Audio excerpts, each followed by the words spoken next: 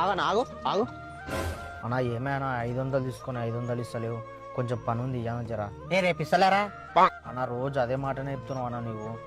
ఏం పోసే ఏమని చెప్పుడు చెప్పపో. పొచ్చురాదు ఉన్నది ఇచ్చిన పొచ్చుగారు. అమ్మలారా అయ్యలారా అందరు వినండి, నరేష్ గారు 1000 రూపాయలు పైసలు తీసుకొని ఇయ్యమంటే ఏం చేసుకుంటావు చేసుకోపో అని అంటుండు. ఇది ఎంతవరకు న్యాయం? నా పింఛన్ పైసలు వస్తే 500 ఇప్పించుకునే ఇయ్యపాయనమాట. అమ్మలారా అయ్యలారా అందరు వినండి, నరేష్ గారు 1000 రూపాయలు పైసలు తీసుకొని ఇయ్యమంటే ఏం చేసుకుంటావు చేసుకోపో అని అంటుండు. ఇది ఎంతవరకు న్యాయం?